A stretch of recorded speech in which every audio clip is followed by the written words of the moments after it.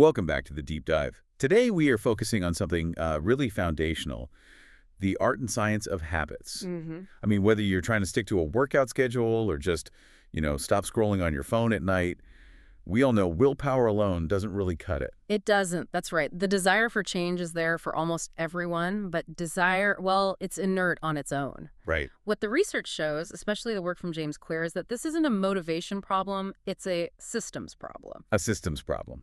Okay, so our mission today is to get into the mechanics of that system. Exactly. We're going beyond the usual stuff, like SMART goals and looking at the actual wiring. And a big part of that wiring is understanding what a habit even is. Yeah. At its core, it's not a task. It's a solution. It's a solution to a recurring problem in your environment. That definition is so crucial. Okay, give us an example. Well, think about a long day at work. That's a recurring problem, right? You're tired, you're stressed. The question is, how do you solve that feeling? And the solution becomes the habit. Precisely. One person goes for a run, another opens a bottle of wine. A third just scrolls Instagram for an hour. Same problem, totally different solutions. And what's interesting is that most of those solutions, those habits, they're not things we consciously chose. They're like inherited. Yeah, modeled from parents, from friends. The big aha moment is when you realize your inherited solution might actually be terrible for you. And then it's on you to, intentionally design a better one. And that self-design, that's what we're giving you the tools for today. Okay, so let's start with the biggest lesson from all the research, the one thing that comes up again and again. Which is?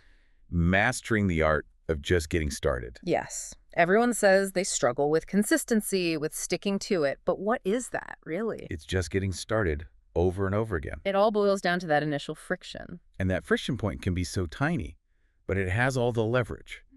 There's that story of the trainer. 8 people signed up for a morning workout. It's cold, it's raining. Awful day. Awful day. And 6 of them don't show up. Yeah. Not because the workout was too hard, but because getting out of a warm bed and driving for 10 minutes felt like too much. That tiny bit of friction at the beginning caused a 75% failure rate. So the goal is to make that wedge, that on-ramp, so thin you can't even feel it. You want it to be so ridiculously easy that your brain can't talk you out of it. Which brings us to this great story about a reader named Mitch. Oh, this is the perfect example. So Mitch wanted to start working out, but he gave himself this really weird rule. Go on. He was not allowed to stay at the gym for more than 5 minutes. For a whole month, right? For a whole month. It seems insane from a fitness perspective. It does, because you're not going to get in shape in 5 minutes.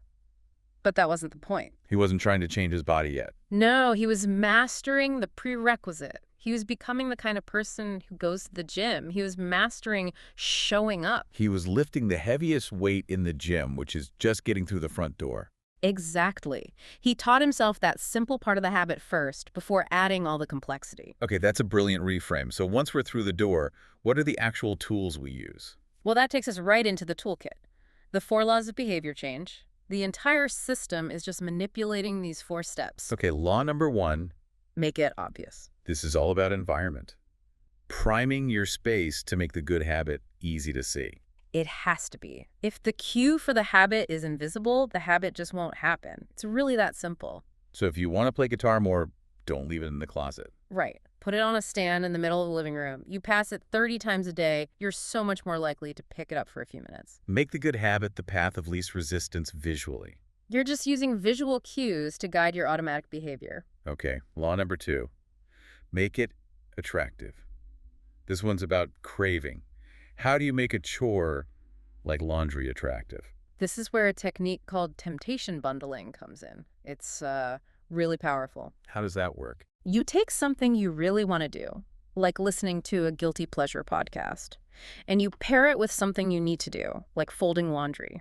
So you're only allowed to listen to the podcast while you're doing the chore. Exactly. You leverage the reward of the podcast to make the boring task attractive. The reward happens at the same time as the effort. I like that. Using your vices for good. Yeah. So law number 3 is make it easy. This is where that idea of scaling down comes in. We call it the 2-minute rule. So if you want to run a marathon, the 2-minute version is... Put on your running shoes. That's it? That's it. If you want to write a book, the habit is write 1 sentence. You just standardize the very beginning of the process. That's just like Mitch's 5-minute rule at the gym. It's the exact same principle. You're mastering the starting line. Okay, and the last one, law number 4, make it satisfying. The habit has to feel good right then and there. Your brain needs an immediate reward to want to do it again. But most big goals have delayed rewards. Getting fit takes months. It does, so you have to engineer an immediate hit of satisfaction. Like what? What if it's not a physical reward? It can be symbolic, making a tally mark on a calendar or moving a paper clip from one jar to another. That little visual proof, seeing that you did the work, that's a tiny reward that reinforces the whole loop. So going back to Mitch for a second, by just showing up for 5 minutes, was he literally like rewiring his brain? Yes, absolutely. That's what a habit is. It's a learning process. It's neuroplasticity in action. So you're teaching your brain a new answer to a problem. You're teaching your nervous system the correct chunked down answer. Mitch taught his brain. When it's 5 p.m., the answer is go to the gym. He didn't try to teach it the whole complex workout at once. Which is what we all do. We try to learn 1,000 things at once and then we just burn out. We aim for perfection. The brain just aims for efficiency. So let's talk about the long run. Consistency, isn't just about being rigid. It's about being flexible. It's adaptability. We have to stop planning our lives around our best days. The peak performance days. Yeah, you need a system that survives your worst days. You have to ask yourself, what can I stick to even when I'm exhausted, sick, completely unmotivated? And that becomes your baseline. Your unbreakable baseline. That's the power of not zero. Just doing something, even the 2-minute version, is infinitely better than doing nothing. And this is where it gets really important. The bad days matter more than the good ones. Why is that? Why is showing up on a bad day so critical?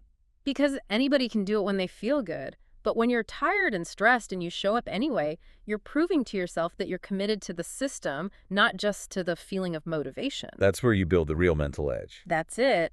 And we also have to remember that habits have a season. They aren't forever. What do you mean by a season? Your life changes. You get a new job. You have a kid. Your capacity shifts. James Clear used to write 2 huge articles a week. After his book came out, that wasn't sustainable, so he shifted to a shorter newsletter. That's not failure, it's adaptation. It's intelligent adaptation. So this all ties into a much deeper idea, which is shifting your focus from what do I want to achieve to Who do I wish to become? every action you take is a vote for the type of person you want to be. It's literally a vote. You go for a jog, you cast a vote for being a healthy person, you write one sentence, you cast a vote for being a writer. And when that habit becomes part of your identity, it's so much harder to break. You take pride in it. You fight to protect it because it's part of who you are. I'm a runner. I'm a writer. But that can be a double-edged sword, right? Oh. If you hold on to an identity too tightly. Oh, absolutely. That's the huge cautionary tale. The surgeon who resists new technology, the founder who can't move on after an exit. The tighter you cling to one identity, the harder it is to grow. So what's the solution? You have to find the through lines, the core parts of your old identity that can carry into the next season. Okay, what does that look like? A CEO who leaves their company. Well, their identity might stop being leader of a tech company, but the through line could be, I am a reliable person, or I build effective systems. Those are qualities that transfer anywhere. I see. Okay, let's shift gears. How do we break bad habits? We just flip the script. You invert the 4 laws. So instead of make it obvious, you make it invisible. Exactly. Reduce your exposure to the cue. If you don't want to eat junk food, don't keep it in the house. Unsubscribe from the tempting emails. You control the environment. Okay, so then you make it difficult. The inversion of easy. You add friction. A lot of friction. If you want to stop smoking, store your cigarettes 3 miles away at a grocery store. That walk is a huge barrier. Or just leaving your phone charger in another room to stop late-night scrolling. It's a tiny bit of friction, but it works. And finally, make it unsatisfying. You have to add an immediate cost. Bad habits have an immediate reward and a delayed cost. You need to reverse that. That's where things like accountability partners come in. Right. You make a contract. If I skip my workout, I have to pay my friend $100. That immediate penalty is very powerful. And we can't ignore the social environment in all this. It's like social gravity. It's so strong. The desire to belong often overpowers the desire to improve. So if everyone around you has a certain bad habit, it's almost impossible to resist. You're constantly swimming upstream. So the solution is to find a new stream. Join a group where your desired behavior is the normal behavior. You want to be a writer? Find other writers. It sounds simple, but it's maybe the most effective thing you can do. You want your new identity to be expected and celebrated. Okay, let's talk optimization. Timing. General rule. Yeah? Earlier is better. Why? Because you control the morning hours. As the day goes on, other people's emergencies become your emergencies. Decision fatigue sets in. The workout you plan for 7 p.m. almost never happens. The 7 a.m. one has a much better shot. And what about the upstream habit, the one that sets up all the others? The linchpin. For a lot of people I've read about, the sequence is workout, which leads to mental clarity, which makes it easier to read, which then gives you ideas to write. That makes perfect sense. Your thoughts are downstream from what you consume and from how your body feels. Like filling a car with gas. Exactly. Reading and learning is filling the tank. Writing and creating is driving. You can't drive on an empty tank. And the elephant in the room for all of this is, of course, digital friction. It's where the inversion laws are most critical today. The 30-second commute rule. Yeah, just leaving your phone in another room until lunch. It's a tiny walk, but it's enough friction to stop you from checking it dozens of times without thinking. We're basically designing failure into the bad habit. That's the goal. So when you boil it all down, what's the key takeaway for someone listening? Success isn't about being perfect. It's not about being in flow every day. It's about having a good system and being consistent enough.